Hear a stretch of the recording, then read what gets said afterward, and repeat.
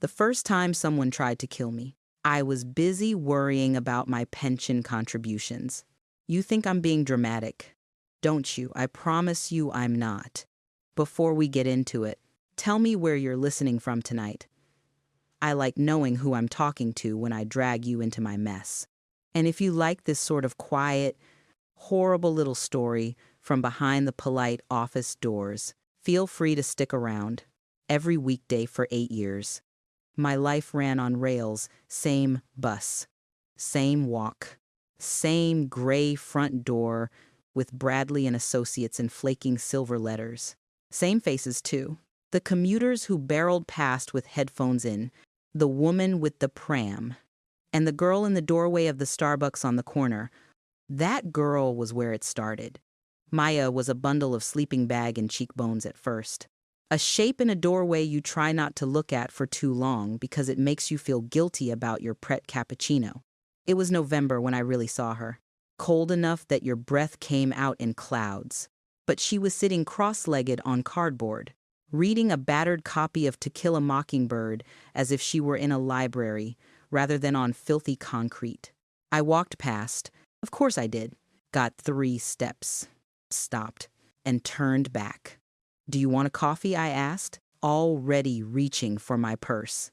She looked up, startled, like I'd shouted, big dark eyes, hair hacked short with kitchen scissors. It's too expensive. That wasn't what I asked. Her mouth twitched. Latte, extra sugar. That was the first $5. After that, it became a ritual. A 10-minute pause in my morning where I felt like an actual human being instead of a spreadsheet. Tell me something, do you have that one person or place that keeps you sane? Even if everyone else would walk straight past it. Drop it in the comments if you want. I like knowing I wasn't the only corporate zombie clinging to scraps of real life. Inside the office, I was Donna Matthews, 54. Senior accounts clerk, not partner track, not management. Just solid, dependable, fossilized. The firm did tax and audit work from a glass box near Liverpool Street. It sounded important when Tom Bradley said it at networking events. It felt like slow suffocation the rest of the time. Tom was my boss. Late 40s. Good suit. Loud laugh that never reached his eyes. He liked being the cleverest man in the room, and he liked everyone knowing he knew it. The kind of man who parked his BMW half up on the pavement because double yellows were for other people. At the last Christmas party, before everything went sideways, he'd topped up my wine and leaned in too close. You're too soft for this game. Donna, he said, total bleeding heart. One of life's charity cases. He meant the $5 for people like Maya. The leftover sandwiches I boxed up instead of throwing away. The way I still apologized when other people bumped into me, I'd laughed it off at the time. Cheeks burning. But the phrase lodged somewhere. Bleeding heart charity case. Like it was a diagnosis. Helen Curtis floated around him that night like a perfume advert. Early 30s. Sharp bob. Sharp heels. Sharper smile. She joined 3 years earlier. And somehow her job title never quite matched the influence she had. Technically, she ran business development. In practice, she ran Tom. She was the sort who lived on Instagram rooftop cocktails, spontaneous weekends in Barcelona, designer bags on a mid-level salary. You don't need to be an accountant to know the numbers didn't add up. Out on the street, Maya watched all of this without ever signing a visitor log. Your boss is a walking midlife crisis. She told me one morning, blowing on the tea I'd brought her. And that woman with the red lipstick, she's going to eat him alive. I'm fairly sure she already has. I said, handing over a bag with 2 bacon rolls. How do you even know which one's my boss? Maya snorted. Please. He nearly knocked that delivery lad over yesterday and then gave him a lecture about personal responsibility. I've seen him come out 3 times yelling on his phone. Big man. Small consequences. They're my speciality. She jerked her chin towards the building. I followed her gaze. Through the glass, you could just see Tom in his office, pacing with his mobile to his ear while Helen leaned on the desk, laughing at something only they knew. "He's stressed," I said, though I wasn't sure who I was defending. "The firm's had a tough year. Clients are tightening belts." Maya's eyes narrowed. "Nah, this is different. This is, I've done something stupid with money stress. And she's in it with him. Look at the way they huddle, like they're guarding a secret. It should have just been street gossip, idle commentary to fill the gaps between mouthfuls. But Maya was always unnervingly accurate. She'd identify commuters by the rhythm of their footsteps before they came round the corner. She'd call which couples were arguing, which ones were about to break up. When you've got nothing, you learn to read everything. 6 months before all of this, Tom had called a staff meeting about compliance.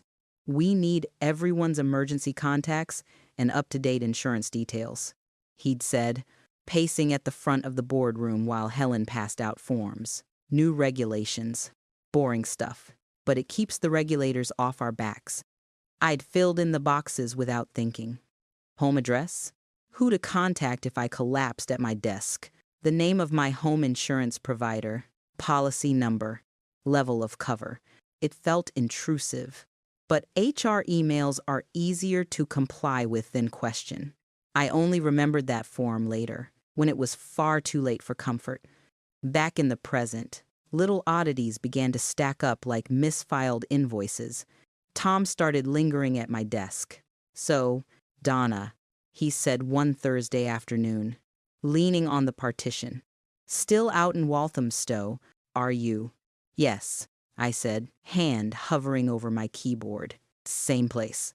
"No plans to downsize, move nearer town." He smiled in a way that didn't reach his eyes. "Big old terraced house for one person. Isn't it? Must be worth a fair bit now." "I like the space," I said, "and the garden." Helen wandered over, all effortless poise and expensive perfume. "You spend too much time there on your own," she said lightly. "You should get out more." "What do you do on weekends? Stay in with a book?" It was banter, on the surface, but they were listening too closely to my answers, filing them away. I could feel it. Another day, Helen caught me in the kitchen while the kettle boiled. "Remind me," she said, fussing with a herbal tea bag. "Are your lot nearby? Family? I mean, sisters, cousins." "My sister's in Devon," I said. "No kids. My parents are gone." "Why?" She shrugged. "Just curious. You never bring anyone to the Christmas do. I always think it's tragic when people don't have a safety net." She said it with the smooth, practiced cruelty of someone who doesn't expect consequences. It was around then that I overheard the first sentence that made my stomach drop. I'd stayed late. That gray January evening when everyone else had fled by 6. I was at the printer in the corridor, waiting for a temperamental machine to spit out a stack of invoices. When I heard Helen's voice around the corner, it has to look completely accidental. She was saying, low and urgent, "I'm serious. Tom, nothing that could be traced back to us. Or him." My hand froze on the printer tray. Paper juddered and misfed, beeping irritably. Through the thin glass wall, I could see their silhouettes in Tom's office, his bulk by the window, her slender frame perched on the edge of the desk. I didn't catch Tom's reply. I heard the rumble of his voice. Helen's hissed no. "Listen." And then the office door creaked. I panicked, hit the side of the printer, and pretended to be wrestling with a paper jam. Helen breezed past me a second later, all smiles. "You're a saint, Donna," she said. "If I had your patience, I'd have got that promotion by now." "Family trouble?" I asked, before I could stop myself. "You sounded stressed." "Oh," she flicked her hand. "My brother, utter idiot. He's managed to crash his car again. I was just saying if he keeps making a mess of things, someone's going to get hurt. You know what siblings are like." Her eyes held mine for a fraction too long, daring me to challenge her. I smiled instead, the way I always did, and let her go. On the pavement outside, the air felt colder than it should. I found Maya in her usual spot, knees hugged to her chest, hands tucked into fingerless gloves. "You're late," she said. "Thought they'd locked you in the cupboard. Printer dramas." I replied automatically, handing over a hot chocolate. "How's business?" She took the cup, then frowned. "What's wrong with your face?" "Excuse me." "You've got that look." She tapped under her own eyes. "Like you've just seen something you're pretending you didn't." I hesitated. Then the words spilled out. Helen's phone call. The accidental line. The way they'd been asking about my house, my family, my weekends. Maya listened without interrupting, gaze flicking to the office entrance now and then as staff streamed out, laughing into the damp evening. "Tom's been in early, staying late," she said when I finished. Her too. They have these little huddles in that corner office with the blinds half closed. Yesterday he came out grinning like he'd just been told he'd won the lottery. She Googled Rolex resale on her phone out here. I saw it reflected in the glass. "You're joking." "Why would I joke about that?" She took a gulp of hot chocolate, then leaned forward. "Listen, I hear things they don't think I hear. People chat outside when they're on their vapes. Stuff about overdrafts, maxing out the Amexes, that sort of thing. Your boss, he's in deep. And she's worse. She's excited. They're cooking something up." I tried to laugh. It sounded thin, even to me. "They're accountants. Maya, the most dangerous thing we cook up is a forecasting error." She didn't smile back. "No, this is different. You know how predators look at pigeons in the park, that little tilt of the head? That's how he looked at you this morning when you walked past. That stuck under my skin all the way home on the bus. Be honest with me for a second. If someone like Maya said that to you, a teenager in a doorway with a sleeping bag and a scuffed rucksack, would you listen? Or would you do what I did and tuck it away behind polite disbelief?" The questions from Tom and Helen kept coming over the next week. "You ever have electrical issues in that old place of yours?" Tom asked. Casual as anything. As we stood by the kettle, old wiring can be a nightmare. Fire risk and all that. "Fine, as far as I know," I said, forcing a laugh. "I had it checked when I moved in." Helen chimed in. "My friend's place went up like a torch," she said lightly. "Faulty socket in the basement. Terrifying. Make sure your insurance is up to date. All right, you'd be in big trouble otherwise." She squeezed my arm as she went past. Her fingers were cold. That night, I lay awake in my perfectly ordinary Walthamstow terrace, listening to the hum of the fridge and the tick of the radiator. Every creak sounded like a warning. It was ridiculous. People don't burn down colleagues' houses. That's the sort of thing that happens in American dramas. Not in my little bit of Zone 3. And yet, the next morning, it was raining properly. That clingy London drizzle that seeps into your bones. Maya was huddled deeper into her sleeping bag, hood up, hands jammed under her armpits for warmth. "You look like death," she said as I approached. "No offense." "None taken," I muttered, passing her a paper bag with a sausage roll and a cup of tea that was already cooling in the wind. She didn't reach for it. Instead, she pushed herself upright and grabbed my wrist. Her fingers were icy, grip surprisingly strong. "Donna," she said, low, urgent. "Listen to me and don't laugh it off this time." My heart gave one hard thud. Rain spattered on the hood of my coat, drummed on the Starbucks awning above us. "They're planning something bad," she went on. "It's about money, and it's about you. I can feel it. They're asking too much about where you live and when you're home. Predators don't collect information for fun." I stared at her, throat tight. Behind me, the office door clunked open and I heard Tom's voice booming to someone about cash flow and solving problems permanently. Maya's eyes flicked past me to him, then back to my face. "You think you're boring?" she said. Safe. Invisible. You're not. You're a walking opportunity. And they've noticed her grip on my wrist tightened, as if she could physically stop me walking into the glass box on the corner. What I did next, what I chose to ignore, and what I finally paid attention to is the only reason you're hearing this from me and not reading my name in the death notices. I didn't pull my hand out of Maya's grip straight away. I just stood there in the drizzle, feeling her cold fingers and the weight of what she'd just said. You remember where we were, don't you? Me on the pavement, her in that doorway, telling me predators were circling and I was the prize. Let me ask you bluntly, if a homeless teenager told you someone was planning to kill you, would you walk into work anyway? I'm serious. Donna, she said, they're lining you up. I can see it. Behind me, the office door clunked open. Tom's laugh boomed out into the street. My whole body flinched. I've got to go, I said, forcing my voice level. If I'm late, he'll come looking. She let go, disgusted. He's already looking. I went in. That day was a blur of numbers and nausea. I typed, nodded in meetings, answered emails I barely read. Every so often I'd glance up and catch Tom watching me from his office, thumb flicking over his phone, eyes calculating. Helen drifted in and out of his doorway like smoke. At one point, in the kitchen, he joined me by the fridge. Big weekend planned, he asked. Too casual. Not really. I said, bit of gardening, bit of telly.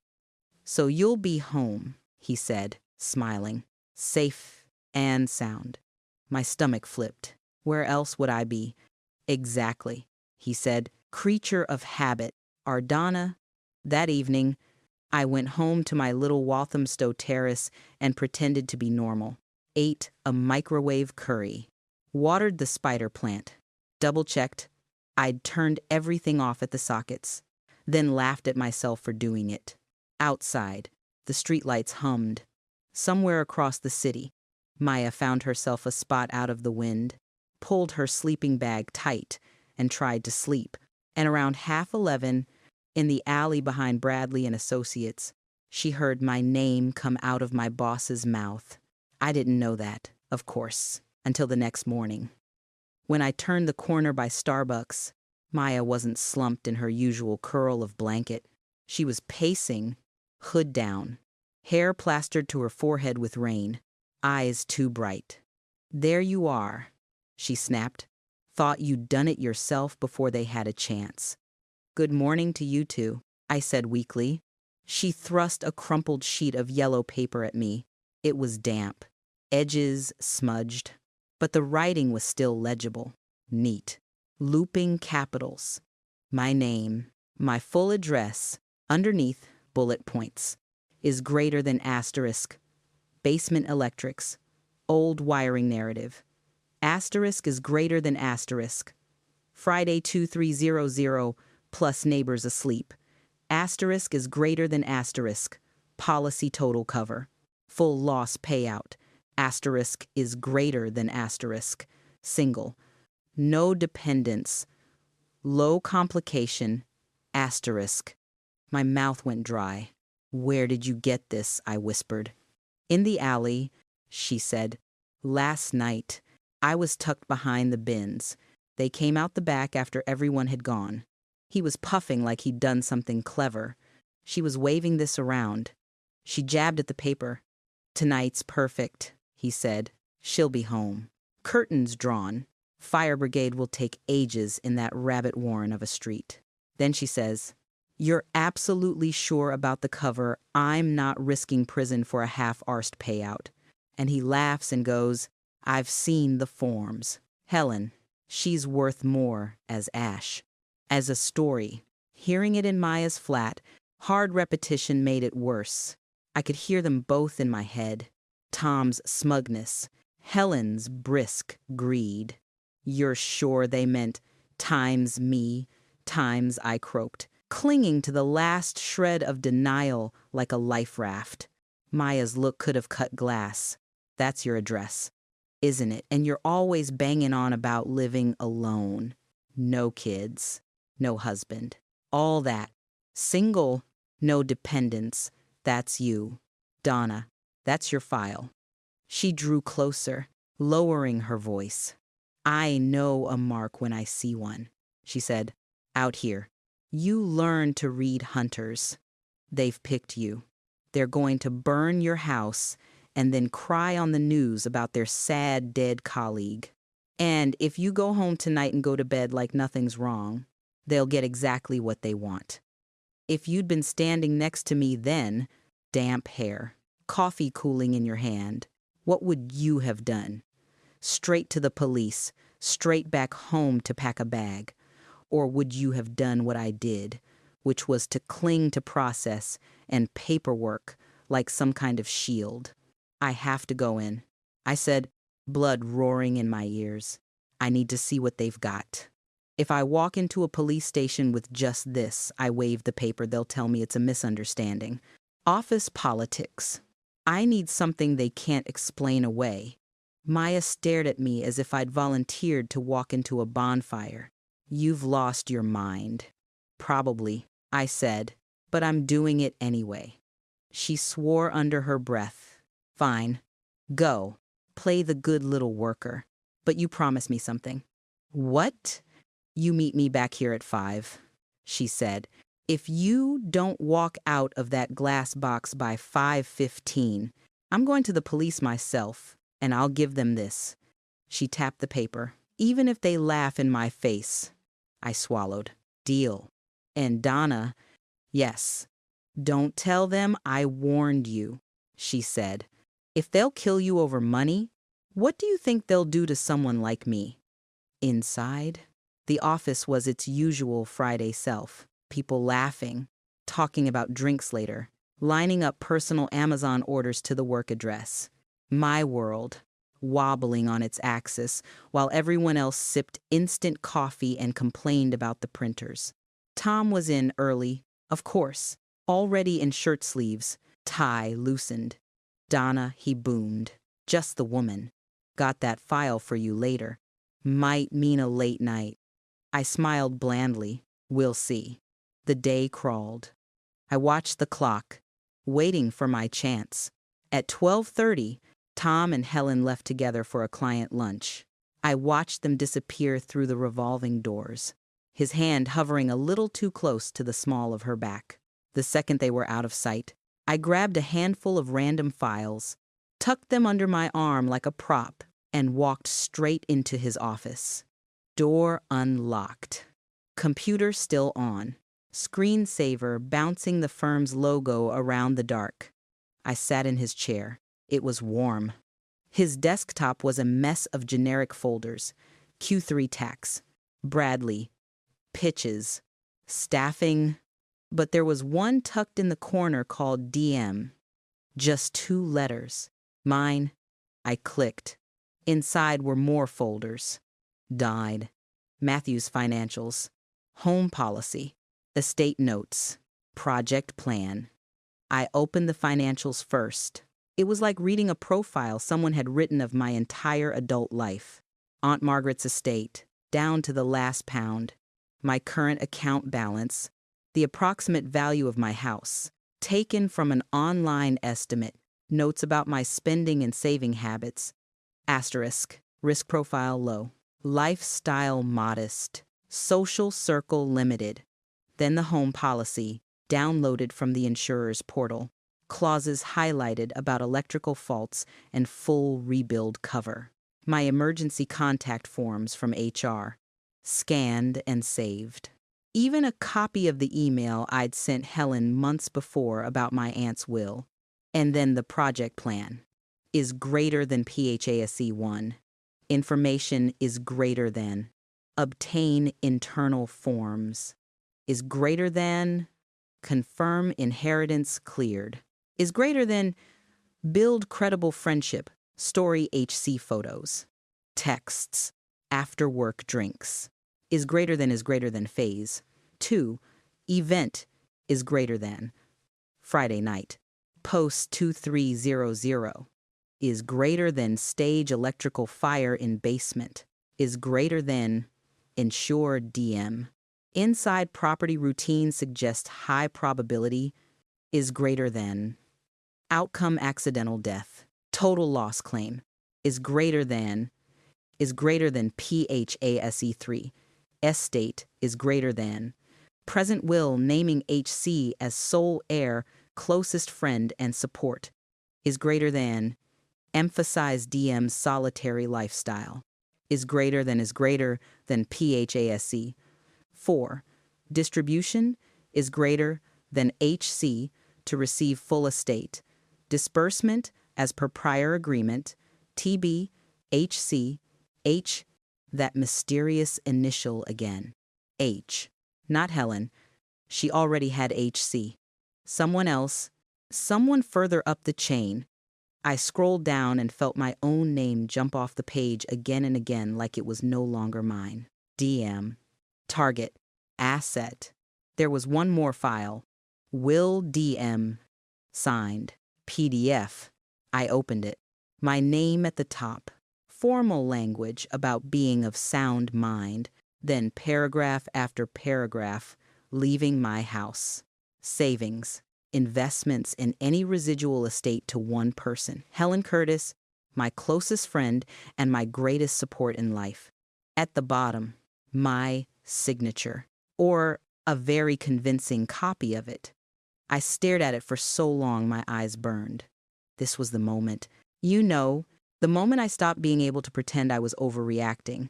They had my policy, my address, my habits mapped out like a route on Citymapper. They had a forged will and a script for how tragic I was going to be. Very quietly, very carefully, I started copying. I selected the whole DM folder and emailed it to my personal Gmail with a bland subject line, notes. Then I plugged in an old USB from my drawer and dragged it all across.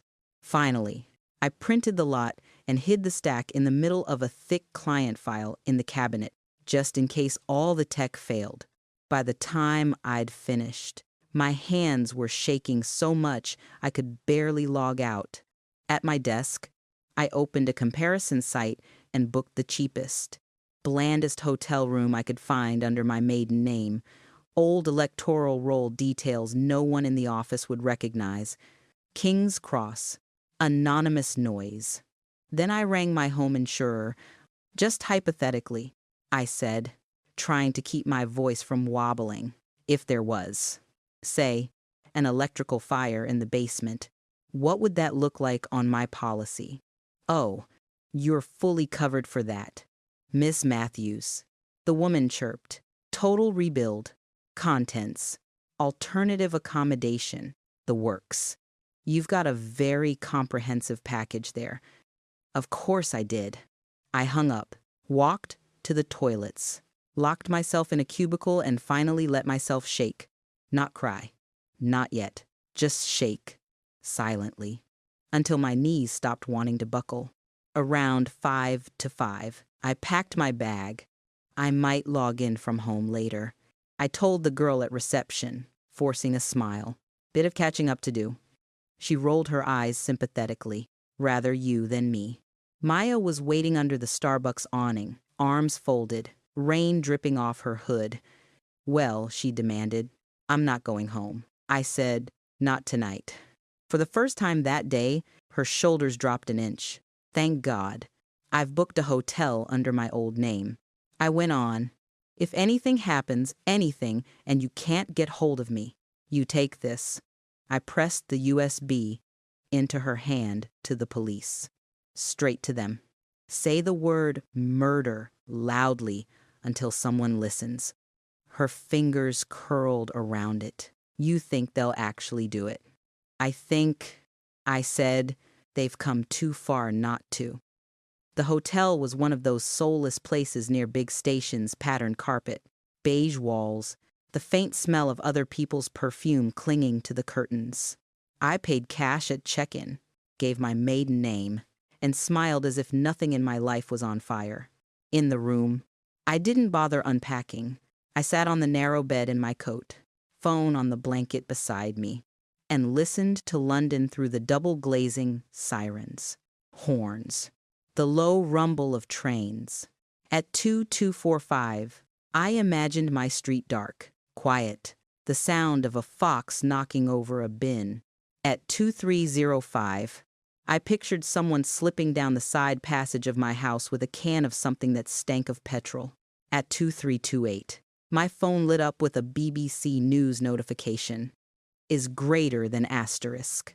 Woman dies in house fire in Walthamstow. Early reports suggest electrical fault. My vision tunneled. I tapped the alert. Shaky phone footage filled the screen my road, bathed in orange, flames pouring out of the front windows of my house. Blue lights flashing, neighbors in their dressing gowns behind police tape.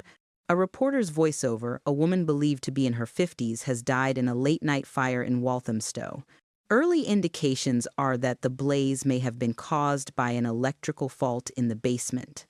They'd even got the basement into the script. I watched them declare me dead. The victim is thought to be local resident Donna Matthews. And then, the line that made my skin crawl. Firefighters discovered a body inside the property. There are no suspicious circumstances at this stage. No suspicious circumstances.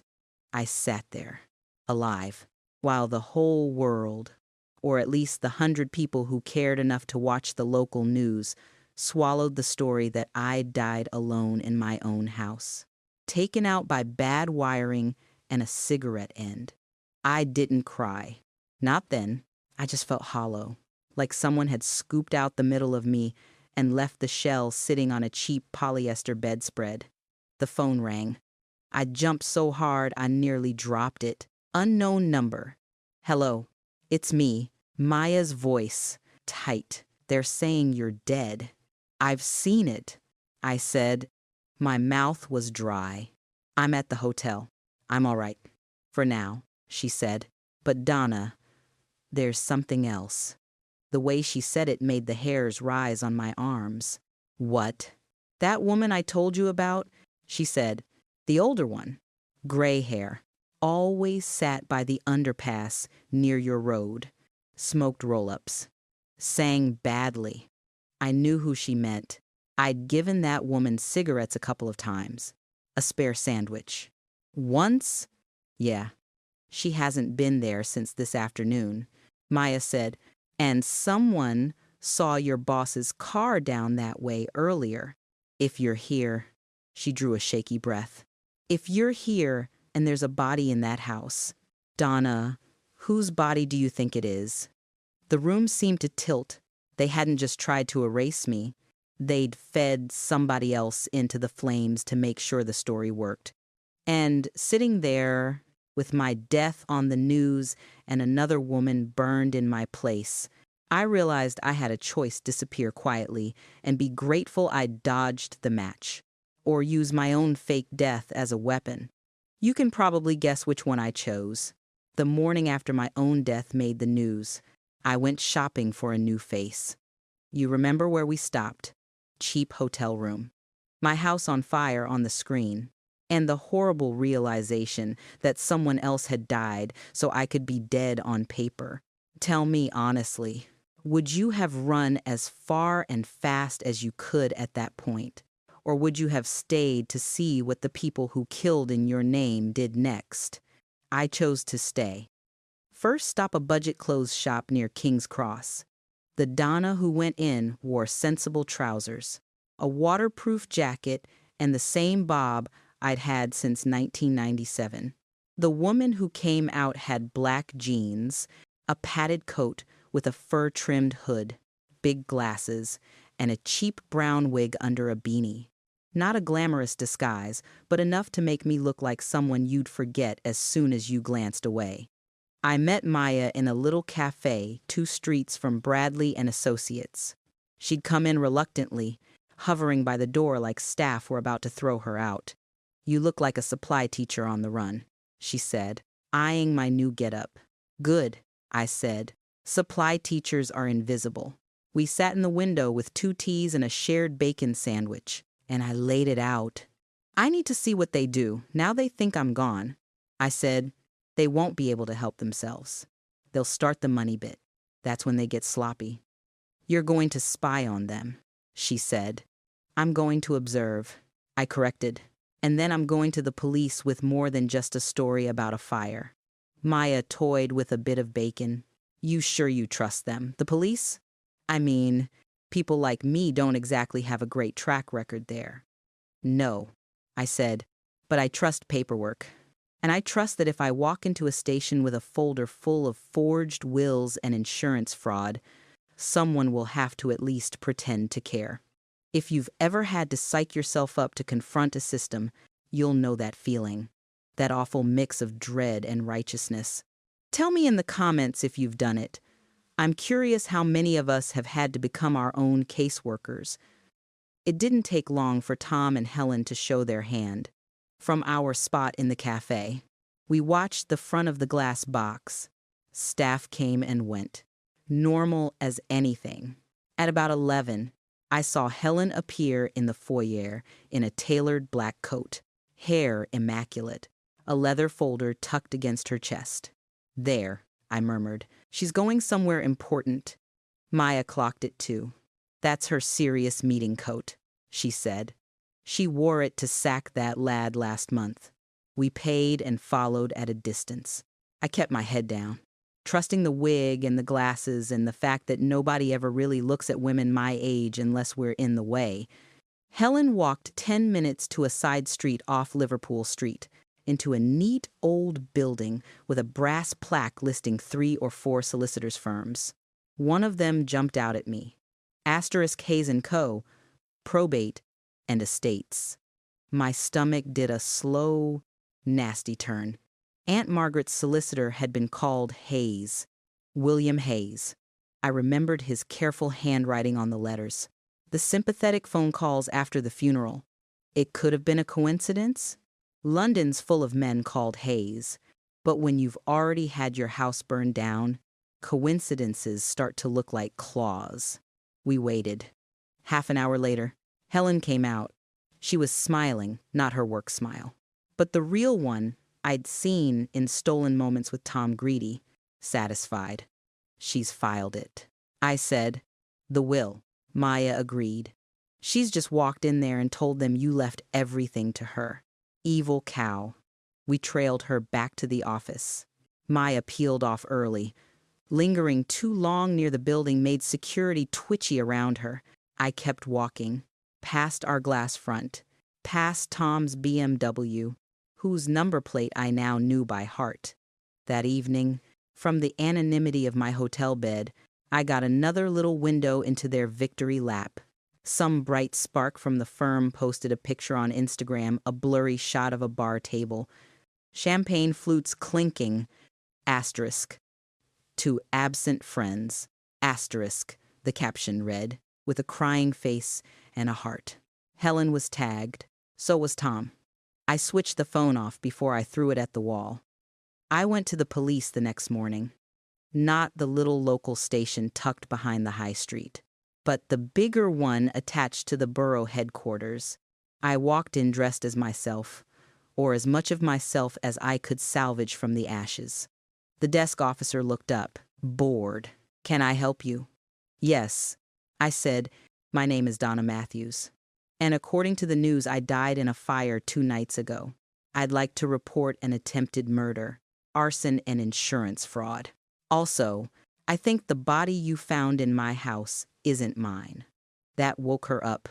10 minutes later, I was in a plain interview room with bad coffee and a detective sergeant who looked like she hadn't slept in a week. Mid-30s, hair scraped back. No nonsense.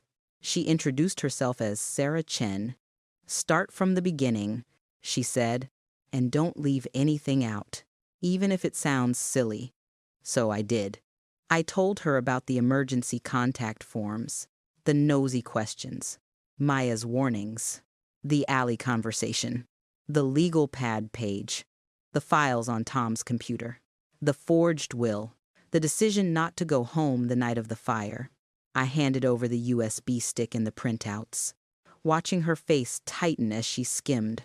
And you're certain these are accurate copies, she asked. I'm an accountant, I said. If I'm going to commit the crime of existing while female and middle-aged, the least I can do is print everything in triplicate. She almost smiled. Fair enough. Then her expression sobered again. Donna, I'm going to say this plainly, she said. If what you're telling me is true, your colleagues have committed arson, attempted murder, and a serious fraud on both your estate and your insurance provider. There is also the small matter of the body we pulled from your house. Whose is it? I whispered. She hesitated. We haven't positively identified her yet, but we can safely say she isn't you. I gathered. I said, voice brittle. She's white, late 50s, early 60s. Chen went on. No fixed address. The pathologist's initial report shows head trauma before the fire. The smoke finished her, but the blow put her down. We've had a couple of calls about a woman who used to sleep rough near your road, who hasn't been seen since that evening. I closed my eyes.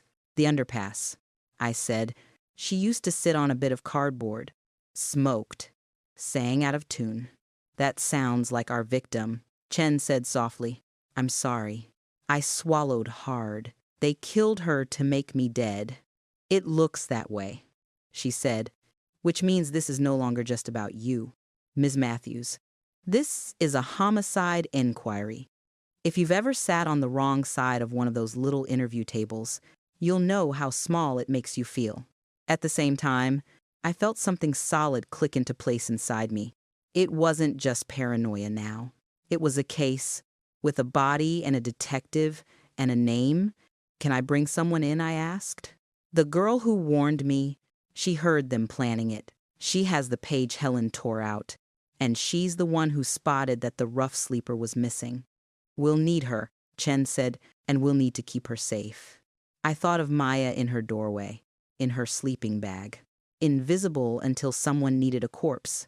You'd better, I said, because without her, I'd be on a slab, and you'd have written it up as an accident.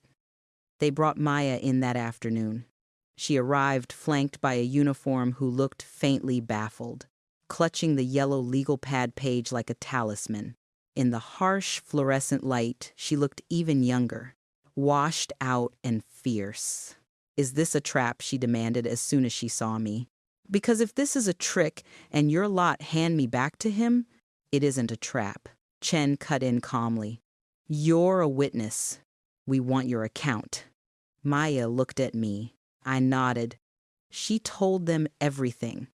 About the alley, about the words she heard. Best window. Policy. Worth more as ash. About seeing Tom's car near the underpass where the older woman slept. And you didn't report it at the time, another officer asked. A shade too sharp. Maya's jaw clenched. To who? The same people who move me on when I'm not even doing anything. If Donna hadn't believed me, I'd have kept my mouth shut and let them rot. Sorry, but that's the truth.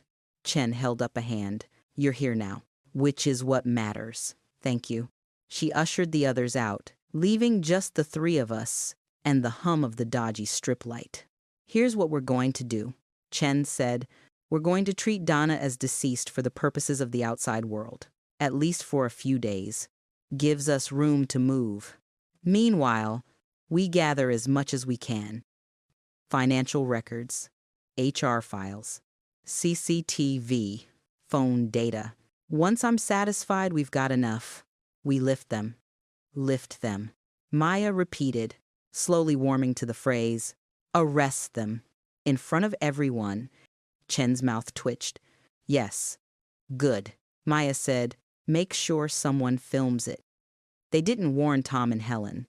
On Monday morning, while the firm was in full tragic bereavement mode, emails to clients about my untimely passing. Flowers at reception, with a little photo of me smiling awkwardly from some staff away day. Chen walked in with 4 officers and a warrant. Maya and I watched from a car across the street. I was in my wig and glasses again, heart pounding. Through the glass, we saw the moment it hit. Tom came out of his office all concerned boss, probably about to make a speech. Then he clocked the uniforms. His face went a color I'd only ever seen on spreadsheets. Helen stood up slowly behind her desk, one hand going to her throat, picture-perfect grief, twisting into something uglier. Inside, they were cuffed, bags taken, computers seized. "That's for the underpass lady," Maya murmured, fingers digging into the seat. "And for your house." And for every time, they looked straight through me like I was rubbish on the pavement. I didn't say anything. My throat was too tight. The real theater came 2 days later. At the probate hearing, Chen tipped us off. Helen was going ahead with the forged will as if nothing had happened. Her solicitor had managed to get her out on bail for the fraud bits, while the CPS decided exactly how to bundle the arson and the murder together. "She's going to try and secure the estate before the rest hits," Chen said. "We'll be there." "So will I said. The court was one of those old buildings that smell of dust and boiled radiators. The probate room was small, almost cozy, with wood paneling and a bored-looking judge in half-moon glasses. Helen sat at the front with her solicitor, all in black, a tasteful string of pearls, makeup a fraction heavier than usual. The picture of devastated dignity. On the table in front of her was a tidy bundle of papers and a framed photo of the two of us at some staff function. My arm around her shoulders. Both of us laughing at something off camera. She'd chosen it well. It looked affectionate, sisterly. Her brief stood to speak. "Your Honor, we're here regarding the estate of the late Miss Donna Matthews.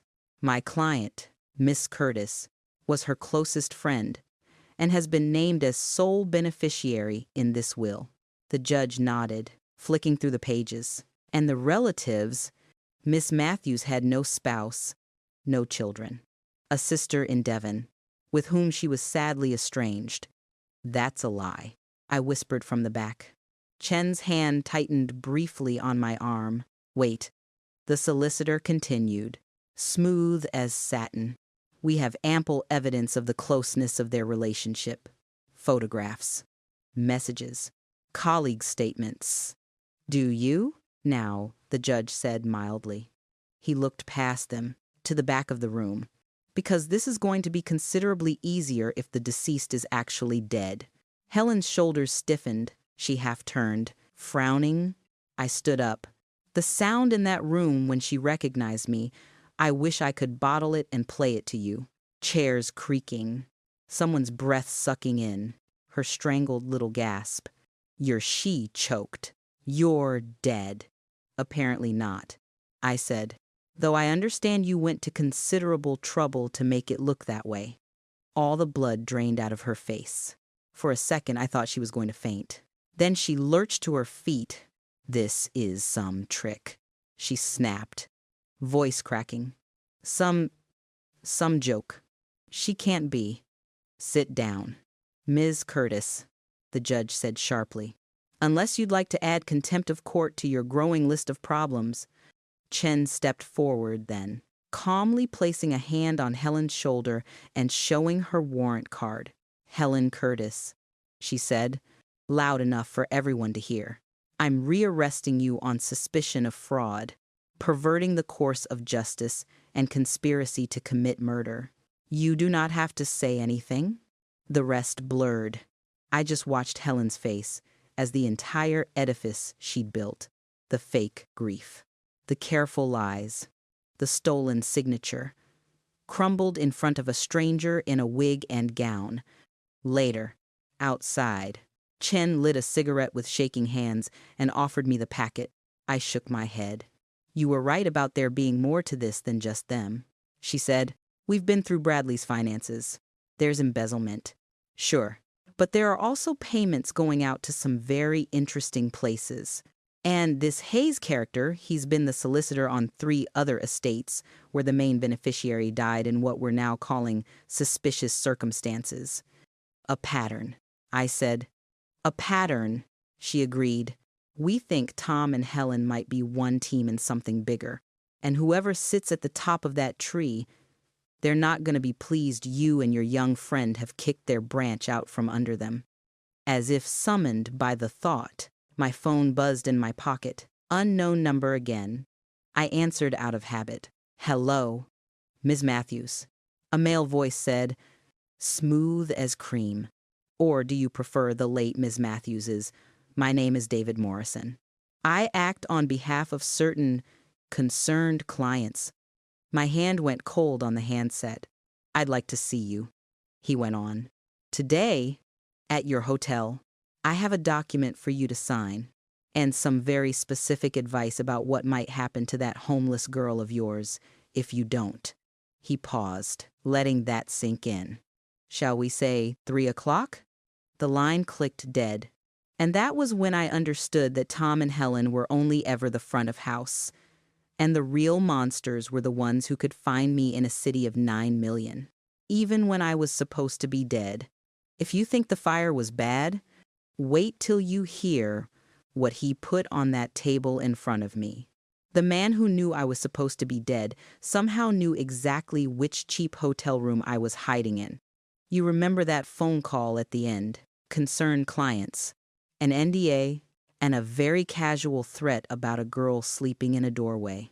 Let me ask you straight, if someone like that told you they knew where you were, would you run? Or would you open the door and see what monster had your file on his desk? I opened it. He introduced himself as if we were at a job interview. David Morrison, he said, slipping past me without waiting to be invited. Thank you for agreeing to see me. Slim, good suit. Hair so precisely cut, it looked drawn on. He didn't bother pretending the room impressed him.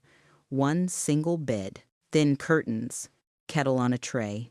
Decent of the police to stick you somewhere forgettable, he remarked. Makes my life easier. How did you find me, I asked. He smiled. We make it our business to know things. He sat on the little chair by the desk and opened a leather briefcase. Out came a pale cream folder. Heavy paper, the sort of thing you'd expect to see in a private bank, not in a room that smelled faintly of chip fat and bleach. This, he said, sliding it towards me, is a non-disclosure agreement. Very standard. You undertake not to speak to the police, the press, or anyone else about certain unfortunate events, the fire, your colleagues, over-enthusiasm, the clerical error that has you listed as deceased. He tapped the folder. In return, my clients offer a generous settlement and, more importantly, peace. No more accidents. No more fires. No more homeless teenagers slipping and hitting their heads in dark underpasses. He watched my face very carefully as he said that last bit. If you touch her, I started. He lifted a hand, all mock-soothing. No one wants to hurt anyone. Ms. Matthews, violence is messy, unreliable. Paper is cleaner. Sign. And you and your little friend can drift off somewhere quiet. Spain is nice. Or you can refuse. And life in London will suddenly become extremely hazardous, especially for someone who sleeps outside. If you'd been standing in that ugly little room with me, what would you have done? Be honest. Would you have grabbed the pen and signed just to keep Maya breathing? I didn't. I'm an accountant. I said, I don't sign large documents from strangers without taking advice. I want a solicitor of my own to look at it. His eyes cooled half a degree. Of course, he said smoothly. Due diligence. Very wise. He slid a business card across the desk with 2 fingers. Call me by noon tomorrow. If I haven't heard from you by then, I'll assume you've chosen the unpredictable path. At the door, he turned back. Just remember, he said softly, the girl in the doorway doesn't have insurance. When she goes up in smoke, no one comes asking awkward questions. Then he walked away, leaving the smell of expensive aftershave and the cream folder on the desk. I rang Detective Chen before I'd even stopped shaking. She got me into a car, and then into a very different building. No reception flowers, no friendly posters, just security doors and the sense that if you vanished in here, it was because someone important wanted a word. In a windowless meeting room, she introduced me to another woman. "This is DCI Patricia Ross," she said. "National Crime Agency. She chases the sort of money that leaves bodies behind it." Ross was mid-50s. Iron gray hair. No nonsense. The sort of woman who'd been called bossy at school and hadn't let it stop her. I pushed the cream folder at her. He came to my room. I said, "He knows I'm alive. He knows where I am. And he knows about Maya." Ross skimmed the NDA, her mouth tightening. "Well," she said, "he's not coy. Is he waiver of any complaint to police? Permanent silence. Unspecified remedies for breach. It's practically a confession with a ribbon on it." She looked up. "We've had our eye on a cluster of odd deaths tied to wills and insurance for a while," she went on. "Same solicitor cropping up. Same patterns. Nothing that joined up properly. Between your evidence, Miss Curtis's forged will, and this," she flicked the paper, "we finally have something sharp to prod the beast with." "So what do you need from me?" I asked. "'Cause I'm guessing it isn't just a statement and a cup of tea." Ross didn't bother pretending otherwise.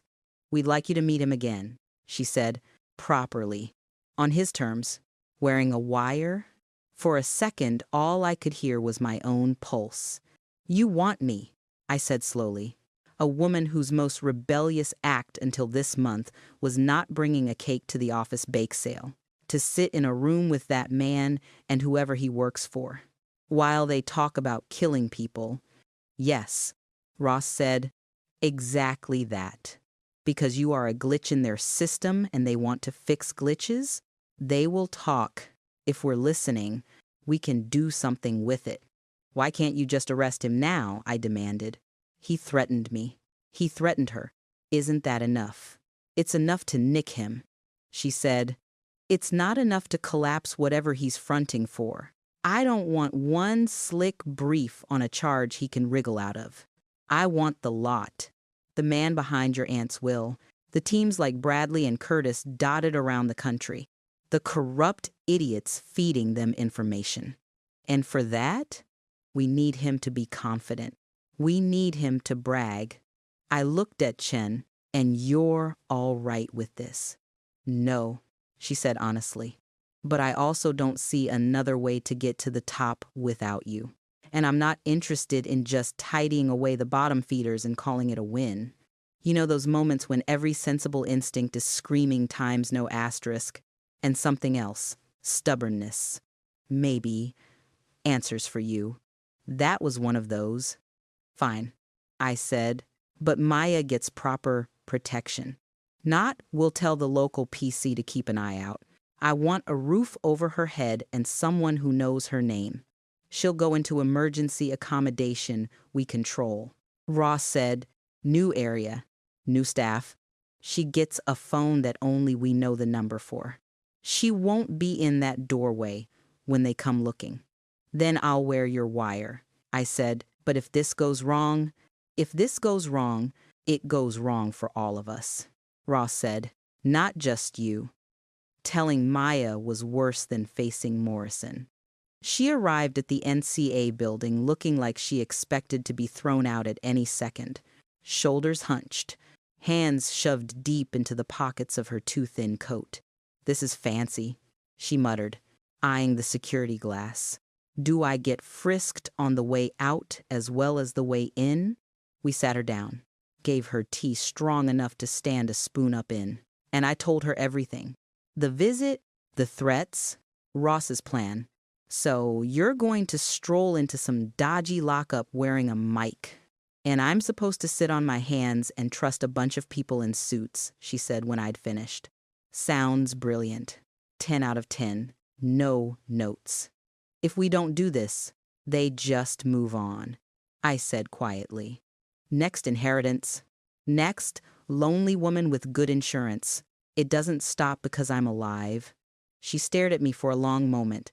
Her bravado slipped. What if they shoot you, she asked. Voice small. What am I supposed to do then? Go back to a doorway and pretend I never met you? No, I said. If I end up dead, you take whatever's left of this mess, and you keep shouting until someone listens. Her eyes shone. She wiped at them angrily. You're an idiot, she muttered. A stubborn idiot. Fine. Go play undercover. But if you die, I'm going to be furious and haunt you. I'll bear that in mind, I said. They wired me up in the back of a surveillance van. Young woman with warm hands, tape cold against my skin as she fixed the mic under my bra. You'll forget it's there after 5 minutes, she said. Just talk like you normally do. Ross sat opposite, headset on, expression carved from stone. If something feels off, you use the phrase, she reminded me. Don't ad-lib. Don't try and be clever. I don't feel well, I recited. Good. We come in as soon as you say it, she said. Until then, you keep him talking. Morrison had texted a postcode earlier, a business park by the river, all metal shutters and puddles. Unit 14. 8 p.m. We'll drop you at the corner. Ross said, cameras on the estate are already ours. We'll be closer than you think. That's not very reassuring, I muttered, but my hands were shaking too much to make it sharp. Walking up to that unit was like walking onto a stage. Sodium lights buzzing, the smell of damp concrete. My footsteps far too loud. The big roller door was down. A smaller side door stood ajar, light spilling out. I pushed it open. Inside was a rectangle of space, mostly empty. One folding table, 2 chairs, a couple of strip lights humming overhead. Morrison stood by the table. Next to him was a man I recognized before I worked out why. Tall, silver hair, neat suit, expensive coat over the back of his chair. I'd seen him years before, in a quiet office with lots of law books and a framed print of the Lake District on the wall. Miss Matthews, he said. It's been a while. Mr. Hayes, I said. I didn't realize my aunt's solicitor made house calls to dead people. He smiled a little at that. The sort of smile you'd give a child who'd made an amusing mistake. William, please, he said. We've been in each other's lives longer than you know. He gestured to the chair. I sat, feeling the wire against my skin and the sweat slick on my palms. We don't have to make this unpleasant, Hayes said. You are, as far as the world is concerned. Deceased. A tragedy. A little local news piece. It would be very easy to keep it that way on paper while you live quietly somewhere else under another name. All we require is your cooperation. And by cooperation, you mean signing away my right to tell anyone you've been arranging murders for profit. I said. He sighed, as if I'd missed the point. Don't be dramatic, he said. We identify people who are alone, who have assets they don't know what to do with. We arrange matters so their passing is efficient, profitable. You were simply one of many. Mr. Bradley and Miss Curtis mishandled things. Emotional entanglements, impulsive behavior, sloppy. It has attracted attention we do not appreciate. He nodded at Morrison. Morrison moved his jacket just enough for me to see the black shape at his hip. David, unfortunately, is here to remind you that we have other options if you don't feel like signing today. Hayes added mildly, but I would much rather avoid that. Violence ruins the margins. Hearing him talk about people like me, like the woman from the underpass, in terms of margins and efficiency, did something to me. The fear was still there, coiled, but there was a layer of anger on top of it now, hot and steady. How many, I asked, how many people have you arranged matters for? He tilted his head, considering. I'd have to look at my files. He said, dozens, certainly, possibly more.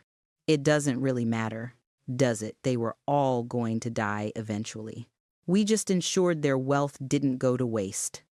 If you were listening in that van, would that have been enough to make you press the button and storm the building? Or would you have waited, like Ross, for the trigger phrase? Sitting on your hands while some solicitor in a $2,000 suit itemized his body count. I swallowed. I'm not signing anything unless I know Maya's safe, I said. You leave her alone. She is a complication, Hayes said. People like her are supposed to blend into the background, not start playing detective. If we let that stand, what message does it send? He shrugged, a tiny movement.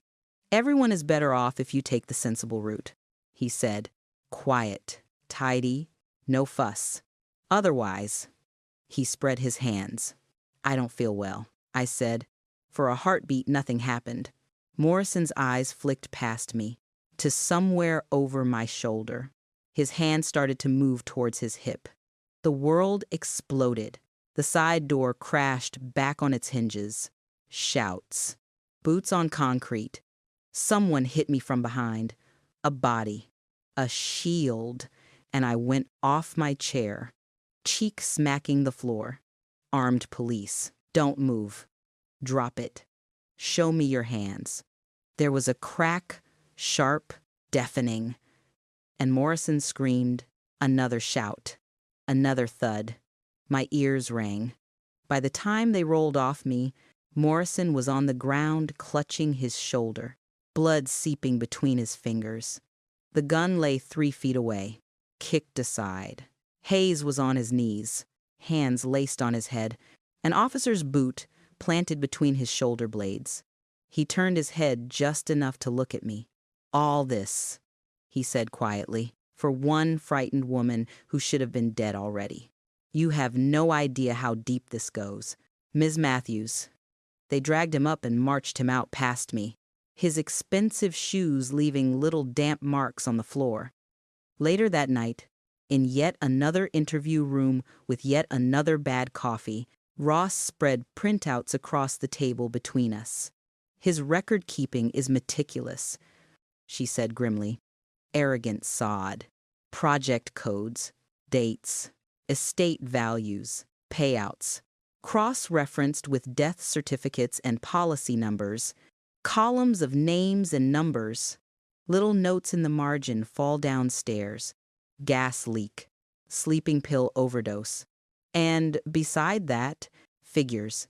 6-figure, 7-figure sums. Neat as any audit. We're at 50-odd confirmed murders linked to him already. Ross said, could go higher once we untangle the shell companies. Tom Bradley and Helen were one team. There are others. It's going to be a very long year. I stared at the list until the letters blurred. I was just a line item, I said eventually, a box to tick. Ross didn't disagree. But there's something we can't quite explain, she went on. We'd kept your location tight. Small circle. Pseudonym at the hotel. Nothing written down that didn't need to be.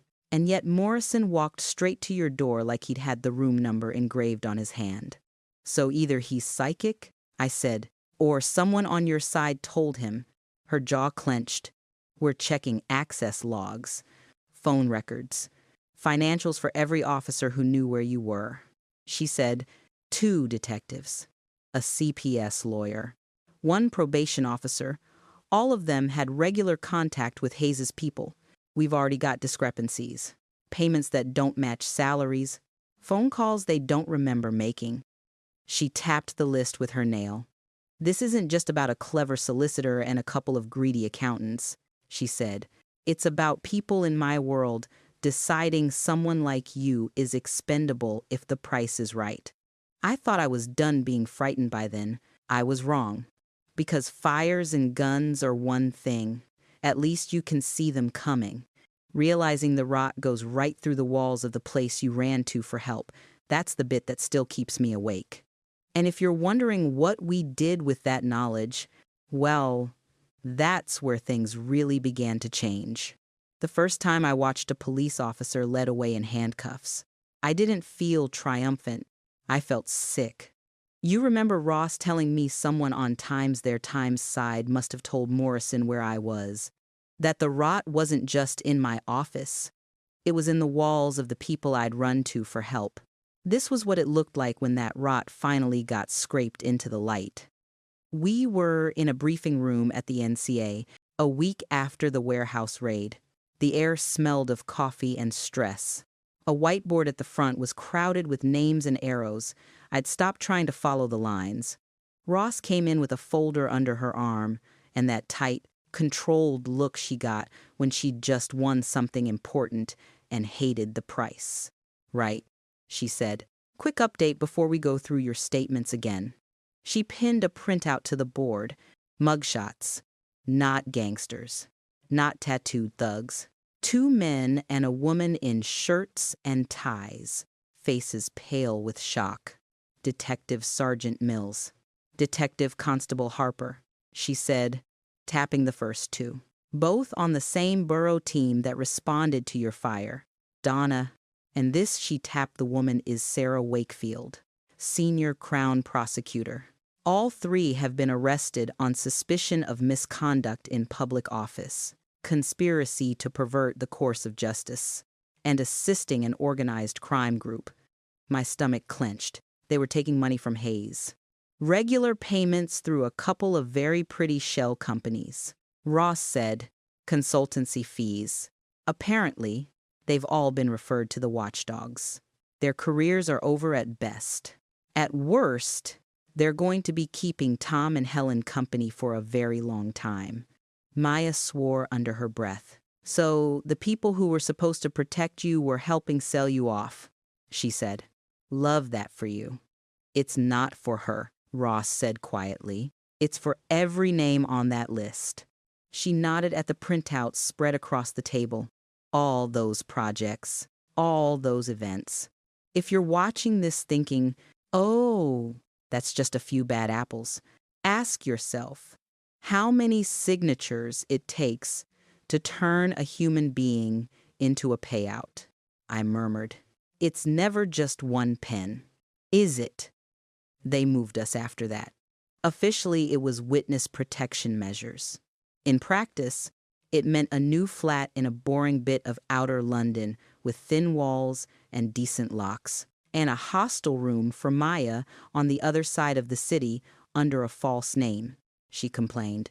Of course, about curfews, about key fobs, about staff who spoke to her like a child. I miss my doorway, she grumbled one day on the phone. At least the pigeons didn't do room checks. You miss being able to smoke in bed. I said, that's not the same thing. You're not wrong, she admitted. Then, more quietly, it's weird, though, having a door that's mine, sort of. Do you like it? I asked. She was silent for a second. Yeah, she said. Yeah, I do. Don't tell anyone. If you've ever tried to get used to safety after years of bracing for the next hit, you'll know that feeling, like comfort is something you have to earn and might still be snatched away. Tell me if you've been there. I promise I'll read it. The case grew like mold. Every time I went back to the NCA building, the whiteboard had sprouted new names. More teams like Tom and Helen in Manchester, Birmingham, Bristol. More accidents that were starting to look very deliberate. Hayes was charged with everything they could possibly throw at him, multiple counts of murder, conspiracy to murder, fraud, money laundering, running an organized crime group. Tom and Helen picked up their own bundle: murder, arson, conspiracy to defraud, attempted murder, that last one with my name on it.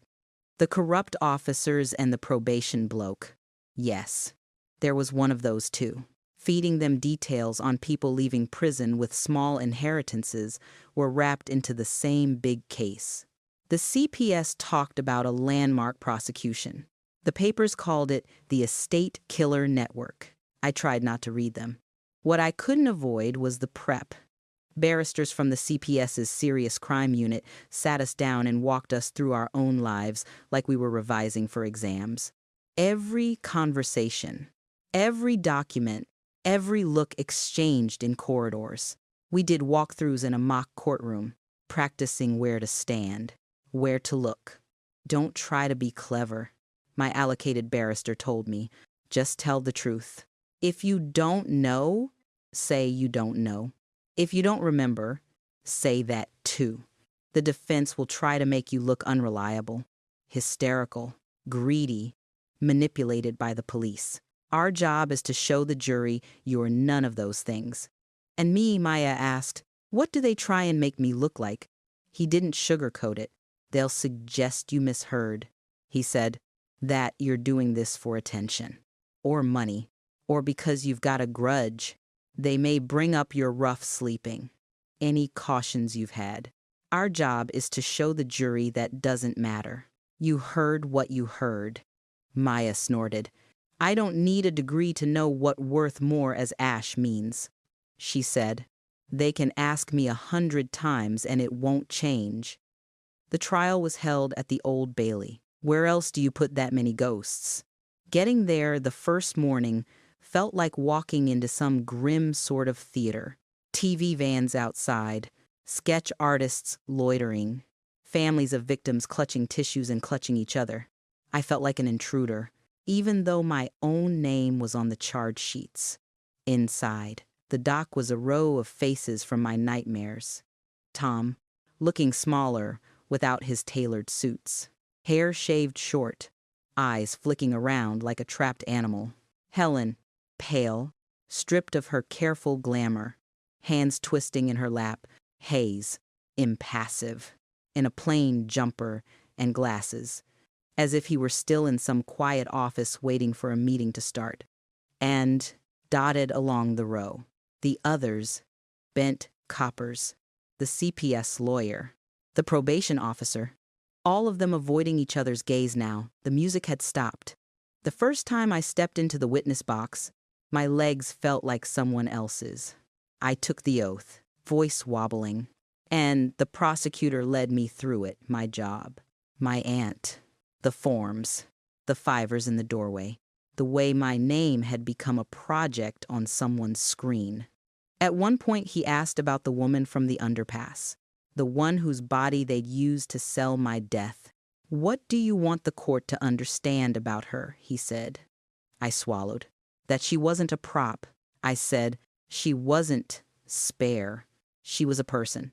I didn't even know her name, but she was there every day. She sang out of tune. She said good morning. And they looked at her and saw a convenient corpse. For a moment, the whole room went very still.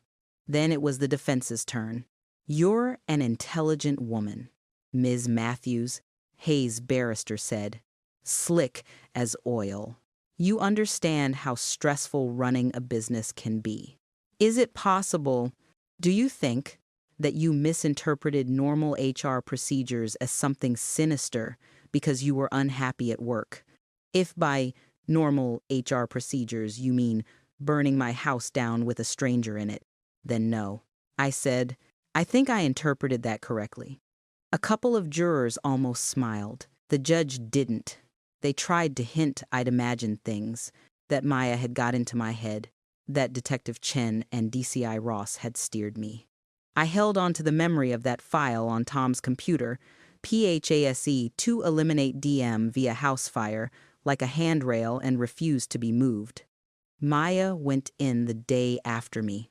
She looked tiny in the witness box, hoodie drowned under an ill-fitting blazer someone had rustled up for her, hair scraped back, but her voice was clear. I was by the bins because it's out of the wind, she said. I heard them come out the back. I heard him say she's worth more as ash. I heard her ask if the policy paid out on electrical fires.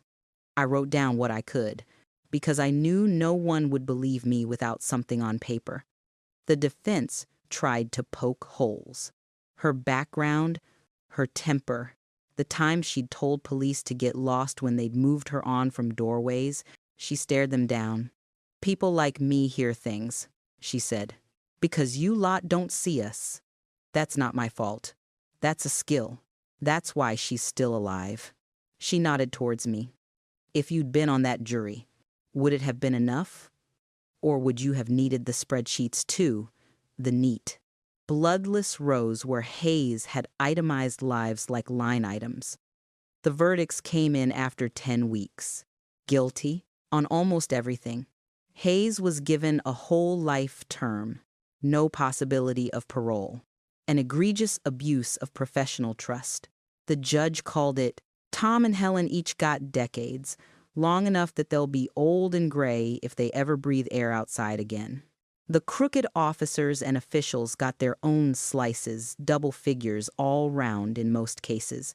There were tears in court, rage, relief, a sort of exhausted quiet from some families who'd waited years to hear anyone in authority say, out loud, that what had happened to their dead wasn't an accident. Afterwards, outside, the press pounced. How does it feel? Someone shouted at me. Knowing you were supposed to be dead, extremely inconvenient, I said, which made them laugh. And extremely lucky. Plenty of people on that charge sheet weren't given the chance. I could have sold the story for a small fortune to the first tabloid that stuck a check under my nose. A couple of Sunday papers tried. TV too. In the end, I did one long, careful interview with a broadsheet that paid me enough to take the immediate pressure off without turning my life into a circus. Between that, the insurance payout once the fraud bits were untangled, and the fact that Aunt Margaret's money was finally, safely, indisputably mine.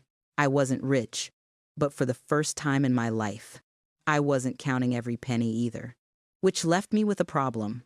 What do you do? I said to Maya one evening, when you've nearly been murdered. You've burned your old life to the ground, and now you've got enough money not to go back to spreadsheets, but no idea who you are without them. We were in a cafe near her new hostel. Proper mugs. Warm light. Rain on the windows. She stirred her hot chocolate thoughtfully. You get a tattoo and move to Bali, she suggested. I burn easily, I said. She snorted.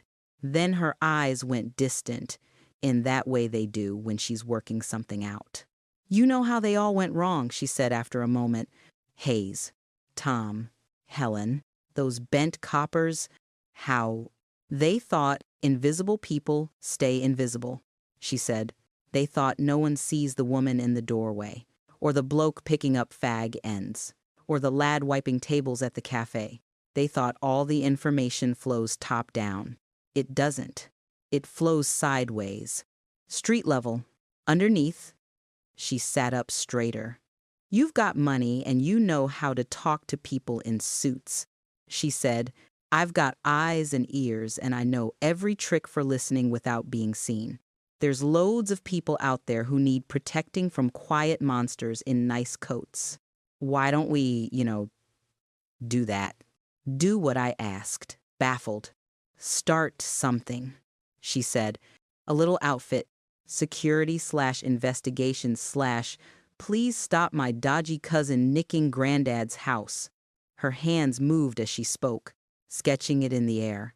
We hire people like me, or like Underpass Woman, if she was still here.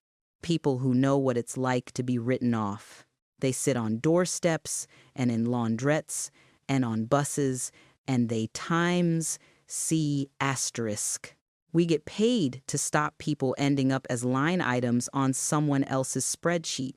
I stared at her. Somewhere in the back of my mind, Tom's voice floated up from that Christmas party times bleeding heart charity case asterisk. Street Angel Investigations, Maya said suddenly. That's the name. Sounds a bit naff, but in a good way. Angels, I said. She shrugged. You gave me fivers and bacon rolls and believed me when no one else did. That's practically wings. In my book, I laughed, and the sound surprised me. All right, I said. Let's see if your angels can file company's house paperwork. 6 months later, we had an office. Office is generous. It was 2 rooms above a nail bar in a slightly run-down parade in North London, with rattling windows and a view of the bus stop. But it had our name on the frosted glass, asterisk, asterisk, street angel investigations, protection, surveillance and discreet inquiries, asterisk, asterisk. Inside, there were 3 desks, mismatched chairs, a kettle, and a notice board full of faces that, for once, belonged to the living. All of them had been homeless, sofa surfers, hostile veterans, people who'd slept in tents or under flyovers or, in one memorable case, in an old bank doorway for a full year. Now they were field operatives. Researchers, client liaison. Titles mattered. They straightened people's backs. Maya sat at the main desk, a headset on, talking a frightened woman through what to do about a cousin who seemed overly interested in her will. She had Director of Field Operations on a plaque that she pretended to hate and secretly adored. On the wall behind my own desk, in a cheap black frame, was the front page of the broadsheet that had run the story of the trial. Hayes jailed for life in a state murder scandal. The headline said, beneath it, a smaller piece about systemic failures and urgent reviews of information sharing between agencies. Under that, in smaller print still, was a quote from Maya Times. People like us see everything. Maybe they should start paying attention. Underneath the frame, pinned slightly wonky, was a scrap of paper with something I'd written in a rush one evening and never quite taken down. Is greater than asterisk asterisk. Bleeding hearts and charity cases protecting people who matter. Tom would have hated it. That was half the point. We had real clients now, not glamorous ones. No international spies. A woman being pressured by a friend to change her will. A man whose brother-in-law kept losing hospital paperwork. A care home where residents' bank cards were mysteriously going missing. Our people sat in parks and bus shelters and cafes, watching, listening. The same skills that had kept them alive on the street were now line items on invoices. Surveillance. 6 hours. Local intelligence gathering. Accompaniment to appointments. One afternoon, I stood by the window with a mug of tea, watching traffic crawl past, and realized I wasn't waiting for the other shoe to drop anymore. I was waiting for the phone to ring, for someone else's quiet horror to find its way to our slightly wonky door. Because here's the thing, nobody tells you monsters like Hayes aren't rare. They're just better at accounts than most. Somewhere out there, I'm sure, someone is still looking at an old woman with a paid-off house and thinking, asterisk, opportunity, asterisk. But now, in one tiny corner of one noisy city, there's a girl who used to sleep in a Starbucks doorway and a middle-aged accountant who once watched her own house burn on the news. And we're very, very good at spotting that look in their eyes. And if you ever find yourself wondering whether a fiver in a cold hand can change anything, well, you've heard what we did with it.